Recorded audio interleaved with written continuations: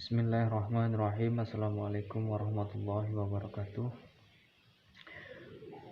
Perkenalkan, nama saya Firdaus, program studi Pendidikan Agama Islam, Fakultas Eftik kelas 3H, NIM 12001286. Baiklah, saya akan menyelesaikan tugas yang mana tugas tersebut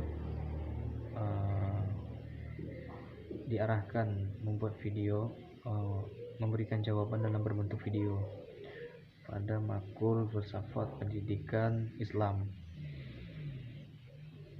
Pertanyaannya pertama itu urgensi filsafat dalam pendidikan Islam.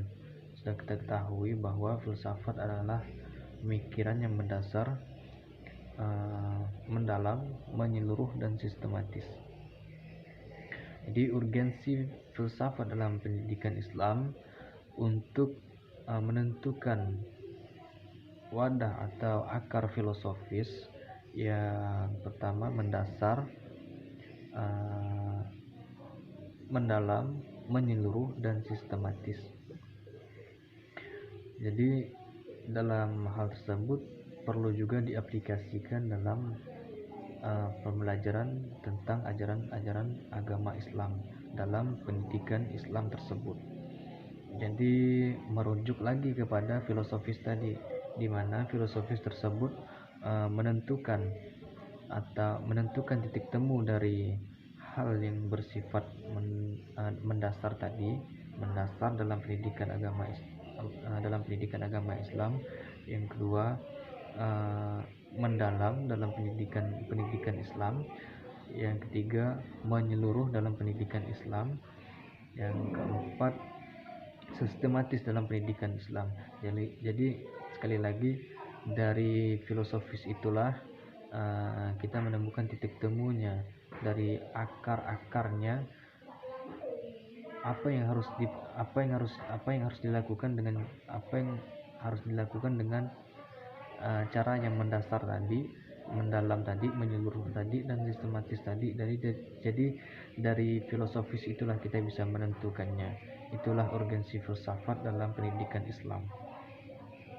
Baik, lanjut ke nomor 2, yang mana pertanyaannya hubungan konsep metafisika Islam dengan pendidikan Islam. Jadi secara teoritis, metafisika mempunyai peran yang di tengah-tengah dan juga mempengaruhi berbagai konsep inti konstruksi pemikiran yang akan bersinergi dengan aspek-aspek pendidikan Islam yang merujuk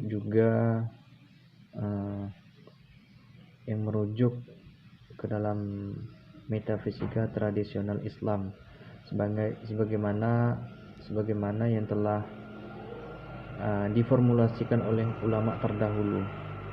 Jadi metafisika ini sangat berperan penting dalam pendidikan Islam maupun pendidikan yang lainnya. Dari hal metafisika inilah kita bisa menemukan titik temu dari hal-hal yang dipermasalahkan atau hal-hal yang ingin dikaji dalam pendidikan Islam maupun pendidikan yang lainnya. Baik, lanjut ke pertanyaan nomor 3, yaitu pertanyaannya, definisi ilmu menurut Profesor Said Muhammad Naqib Al-Attas, yang mana definisi beliau ialah ilmu itu datang dari Allah dan diproses atau dikembangkan lagi oleh jiwa yang kreatif. Yang mana jiwa yang kreatif ini bisa dikatakan jiwa yang benar-benar atau jiwa yang bersungguh-sungguh mau belajar dalam segi menuntut ilmu. Bagaimana kita mau mendapatkan ilmu kalau kita tidak mau belajar dan tidak mau bersungguh-sungguh dalam menuntut ilmu? Mungkin secara singkat yang saya ketahui seperti itu untuk pertanyaan nomor 3. Lanjut ke pertanyaan yang terakhir.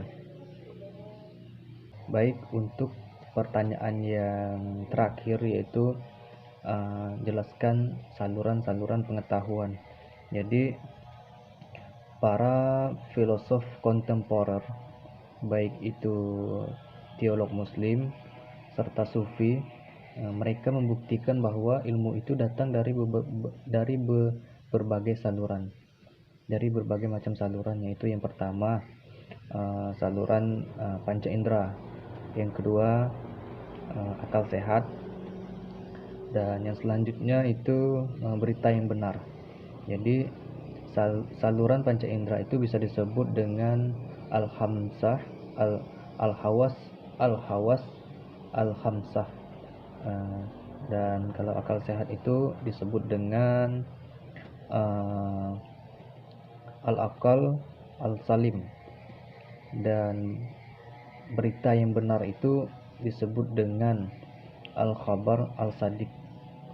Jadi saya ulangi, para filosof kontemporer, baik itu berupa teolog muslim dan sufi kontemporer pada masanya, mereka sudah membuktikan bahwa ilmu itu datang dari berbagai saluran. Yang pertama saluran panca indera, yang kedua akal sehat, yang selanjutnya itu berita yang benar.